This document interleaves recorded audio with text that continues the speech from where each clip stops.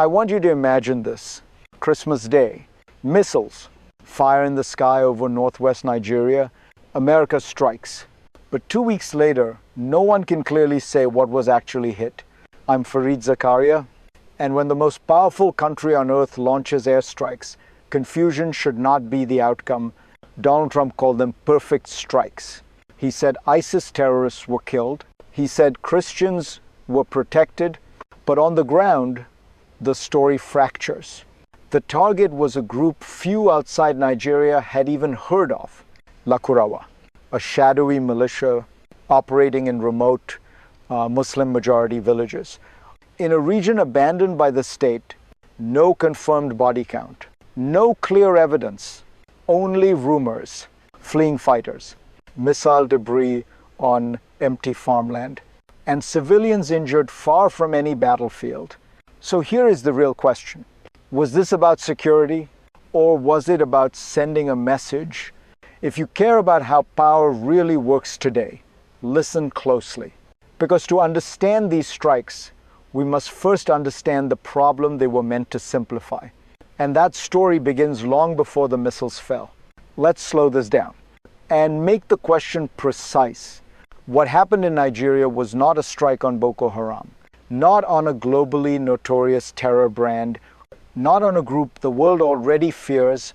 Instead, the United States hit Lakurawa, a group few experts fully understand, a group with unclear origins, unclear numbers, unclear allegiances. Some say they are linked to Islamic State. Others say they swear loyalty to Al-Qaeda. Even their name has no agreed meaning, and yet they were suddenly framed as ISIS, framed as killers of Christians, framed as a clean target. That framing matters, because most violence in northwest Nigeria does not come from jihadists. It comes from bandits, criminal gangs, groups driven by profit, not ideology. So why this group? Why this moment? Why this message? When military action is selective, ambiguity is not accidental. It is strategic. To understand that strategy, we need to go backward, into history, into neglect, into the long collapse of authority in Nigeria's forgotten regions. To understand Lakurawa, you have to understand the vacuum. Northern Nigeria is not poor by accident. It is underdeveloped by design. Decades of weak governance hollowed out the state. No security, no jobs, no trust. When authority disappears, something always fills the space. Around 2017, Lakurawa entered quietly. They were invited in. Local communities wanted protection. Bandits were terrorizing villages. The state was nowhere to be found. At first, Lakurawa offered order, rules, predictability. But order without accountability turns coercive. They began enforcing their version of Islam. Harsh, punitive, public lashes for listening to music. Extortion followed, fear followed. This pattern is not new. It repeats across fragile states. Groups rise as protectors. They survive as predators. By the time Washington noticed Lakurawa, the damage was already done. They were no longer just a symptom. They were part of the system. And that brings us to the moment everything changed. The moment the conflict went global. The strike came without warning. Christmas Day. While the world was distracted, while attention was elsewhere, American missiles hit forest camps in Sokoto State. Remote, hidden, barely mapped. Washington called it a success. Multiple ISIS terrorists killed. But success needs evidence, and evidence was scarce. No confirmed numbers, no image, no names, only second-hand accounts. A researcher spoke to a Lakurawa member. He claimed around 100 fighters died, 200 more were missing. Many fled toward Niger. None of this could be independently verified. Villagers nearby saw something else. Fighters fleeing on motorcycles, 3 men to a bike, passing through quiet communities. Missile debris landed far away, on empty farmland, on a hotel hundreds of miles south. 3 workers injured, Here is the uncomfortable truth. Even if militants were killed, the strike exposed something deeper: precision in the air, opacity on the ground, and opacity in modern warfare is never neutral, because behind every successful strike is a mechanism, a logic, a reason it was chosen. That is what we need to examine next. To understand this strike, you have to understand how targets are chosen. Lakurawa was not the deadliest group in Nigeria, not the most notorious, not the most internationally recognized. That distinction belongs to Boko Haram. So why Lakurawa? Because Lakurawa solved a political problem. Donald Trump had long accused Nigeria of failing to protect Christians. It resonated with his evangelical base. It fit a simple moral frame: good versus evil. But proving that bandits were killing Christians is complicated. Motives blur, lines disappear.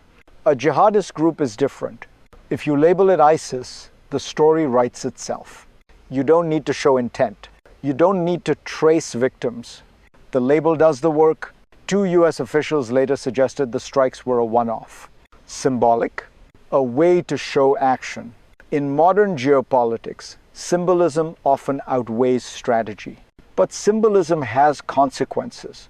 When force is used to send a message, not solve a system, the system adapts.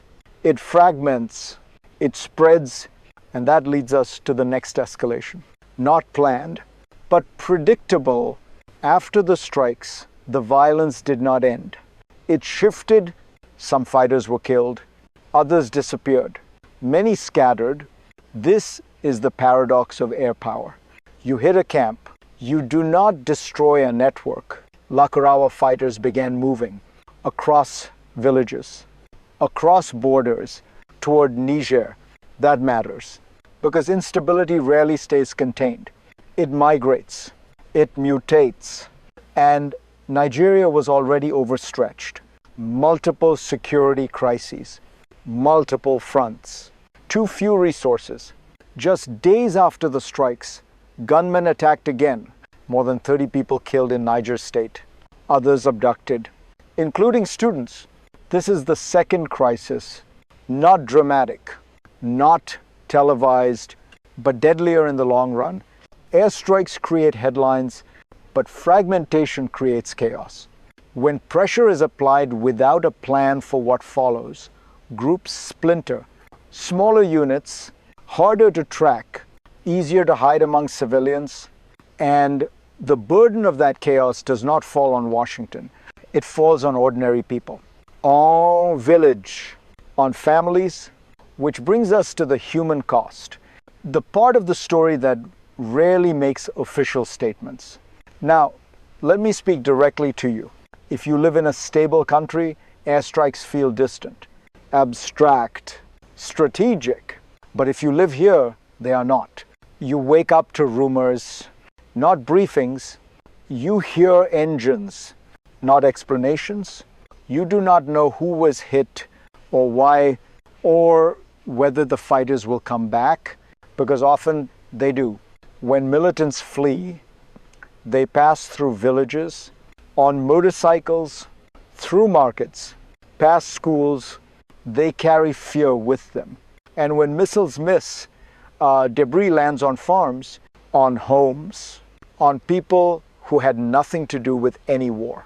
3 workers were injured in a hotel far from the strike zone. No warning, no apology. This is what insecurity feels like. Not ideology, uncertainty. If you want real safety, ask harder questions about governance, about poverty, about absence. Because without fixing those, no strike will ever protect you. And what happens in Nigeria does not stay in Nigeria. That's the next part of the story. What happened in Sokoto is not a local story. It is a global one. Because northwest Nigeria sits on a fault line between states, between systems, between order and collapse.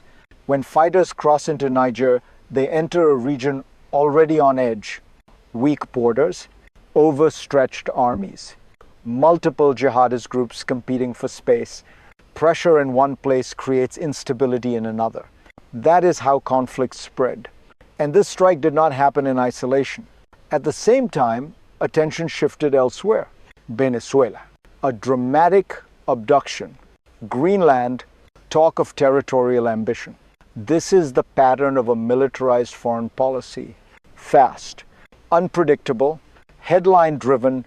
It keeps adversaries guessing, but it keeps allies uneasy. Because when force is applied without clarity, trust erodes. Partners don't know the rules. Regions don't know what comes next.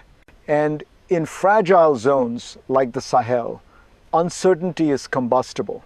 The question is no longer whether airstrikes kill militants. They do. The question is whether they make the world more stable. To answer that, we have to look forward, not to one future, but to several possible ones. There are 3 futures ahead. None of them are abstract. The first is the optimistic one. Nigeria strengthens governance. Security is paired with development. The state returns to places it abandoned. Groups like Lakurawa lose relevance, not because they are bombed, but because they are replaced. This path is slow, difficult, but it works. The second future is the most likely. Airstrikes continue. Selective, symbolic. Groups fragment and rebrand. Violence never disappears. It becomes chronic. People adapt to insecurity, and the world looks away. Then there is the darkest future. Militants spread across borders. Local conflicts merge into regional ones. The Sahel becomes a permanent battleground. External powers intervene more, understanding less. In that future, force becomes routine and meaning disappears. History tells us something important. States do not fail because enemies are strong. They fail because institutions are weak, which means the final question is not about Lakurawa or Trump or one airstrike. It is about what kind of world we are choosing to build. And that brings us to the end. Let me leave you with this. Airstrikes feel decisive. They look powerful. They promise control. But power is not the same as solutions. What happened in Nigeria exposes a deeper truth. You cannot bomb your way out of weak governance. You cannot missile away poverty. You cannot label complexity into submission. Lakurawa is not the disease. It is a symptom. The real crisis is absence of the state, of trust, of opportunity. When those disappear, something violent always takes their place. The danger is not that America struck once. The danger is that the world accepts this as enough. If you want to understand the future of global security, look past the explosions, look at the systems beneath them, because the wars that shape our century will not be won in the sky. They will be decided on the ground, in classrooms, in institutions, in whether states show up for their people. If this analysis helped you see the world more clearly, stay with me, share this, question the narratives you're given, because clarity, not firepower, is what truly changes history. And the next story is already unfolding.